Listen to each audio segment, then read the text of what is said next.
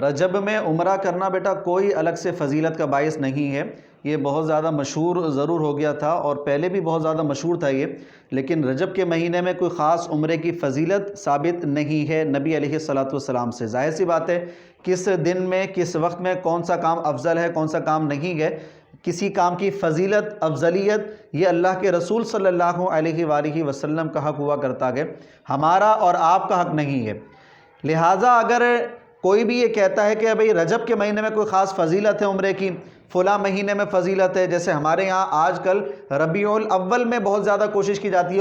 عمرہ کرنے کی، وہ الگ فضیلت کا باعث سمجھتے ہیں، الگ برکت کا باعث سمجھتے ہیں، بھئی اس مہینے میں حضور کی ولادت ہوئی تھی تو یہ ٹائم ہم مدینے میں گزاریں گے، مکہ میں گزاریں گے، مزہ آئے گا، لطف آئے گا۔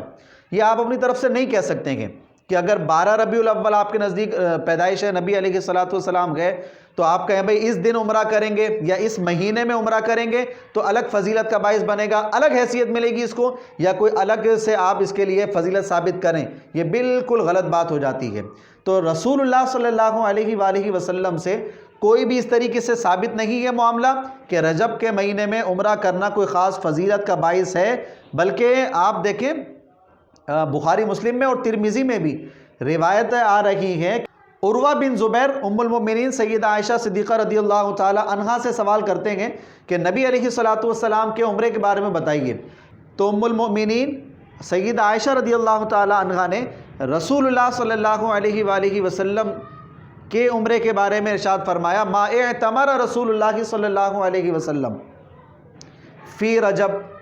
رسول اللہ صلی اللہ علیہ وسلم نے رجب کے مہینے میں کوئی عمرہ ادا نہیں کیا۔ ایک صحابی نے کہا بھی تھا کہ آپ یہ کہہ رہی ہیں کہ حضور نے رجب میں کوئی عمرہ ادا نہیں کیا؟ آپ نے فرمایا کہ ہاں، نبی علیہ السلام نے جو 4 عمرے ادا فرمائے گئے ان میں سے کوئی عمرہ آپ کا رجب کے مہینے میں نہیں تھا، اس لیے خاص رجب کے مہینے میں عمرے کی فضیلت آپ بالکل ثابت نہیں کر سکتے اور بالکل غلط کر رہے ہیں۔ یہاں سے یہ اصول ثابت ہو گیا کہ جب تک آپ نبی علیہ السلام کی کوئی حدیث نہ پالیں، قرآن کی کوئی آیت نہ آ جائے، کسی وقت میں کسی جگہ میں کوئی برکت کا تصور آپ نہیں کر سکتے ہیں، بلکہ یوں ضرور گئے کہ 12 مہینوں میں سے ایک مہینہ گئے اور وہ رمضان کا مہینہ گئے جس میں نبی علیہ السلام نے عمرہ کرنے کو حج کے برابر قرار دیا گئے۔ فرمایا کہ جو رمضان میں عمرہ کرتا گئے وہ حج کے برابر ثواب پاتا ہے، اس کا یہ عمل حج کے برابر ہو جاتا گئے۔ اس لیے یاد رکھ لیجئے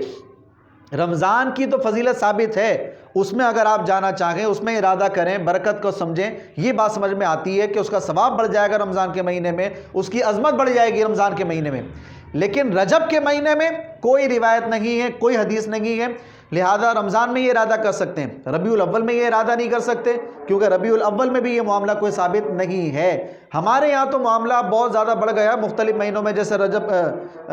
معراج آئے گی تو معراج میں بولتے ہیں بھائی معراج وہاں گزاریں گے، شعبان آئے گا تو شعبان وہاں گزاریں گے۔ تو بھائی آپ اپنی طرف سے کسی وقت میں کسی جگہ میں کوئی فضیلت ثابت نہیں کر سکتے، بلکہ ضروری ہوتا ہے کہ رسول اللہ صلی اللہ علیہ وآلہ وسلم کی حدیث آپ کے سامنے موجود ہونی چاہیے تو آپ فضیلت ثابت کر سکتے ہیں، ورنہ نہیں۔